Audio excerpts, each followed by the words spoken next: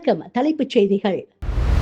தோல் நிறம், மொழி அல்லது தோற்றம் ஆகியவற்றை பொருட்படுத்தாமல் விளையாட்டு என்பது நம்மை ஒன்றிணைக்கும் ஒரு தளம் என்பதை வலியுறுத்த விரும்புகிறேன் என்று பேராக்கில் இன்று சுல்தான் அஸ்லான் ஷாவின் 2025 தேசிய விளையாட்டு தினத்துக்கு தலைமை தாங்கி தொடக்கி வைத்த போது பிரதமர் டாக்டர் ஸ்ரீ அன்வர் இப்ராஹிம் தெரிவித்தார்.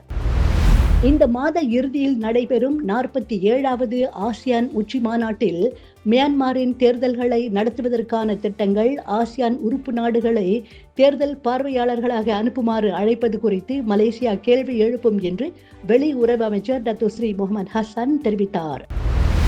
மலேசிய தமிழ் பத்திரிகையாளர் சங்கத்திற்கு பிரதமர் டாக்டர் ஸ்ரீ அன்வர் இப்ராஹிம் 50,000 ரிங்கிட்டும், இலக்கவியல் அமைச்சர் கோபிந்த் சிங் டியோ 25,000 ரிங்கிட்டும் வழங்குவதாக இன்றைய தமிழ் பத்திரிகையாளர் சங்கத்தின் தீபாவளி விருந்தில் அமைச்சர் அறிவித்தார்.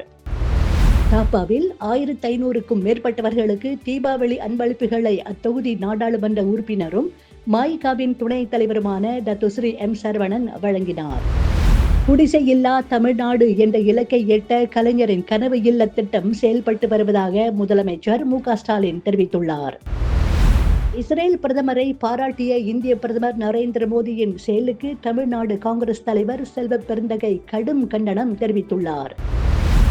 அமைதிக்கான நொபேல் பரிசு வெனிசுவேலா நாட்டைச் சேர்ந்த மரியா கொரினா மச்சாடோவுக்கு வழங்கப்படுவதாக அறிவிக்கப்பட்டது.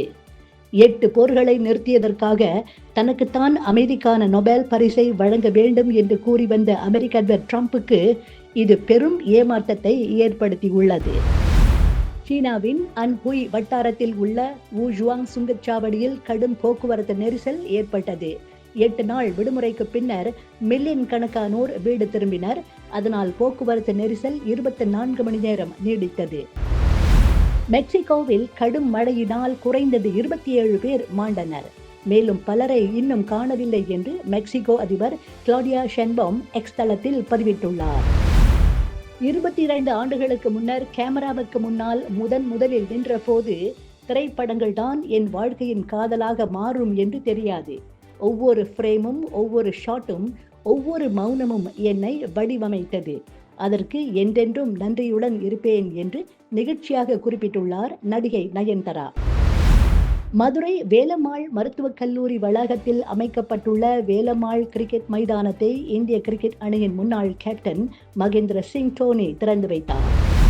உலகக்கிண்ண கால்பந்து போட்டியில் தகுதிச் சுற்றாட்டத்தில் பிரான்ஸ் அணியினர் வெற்றி பெற்றனர்.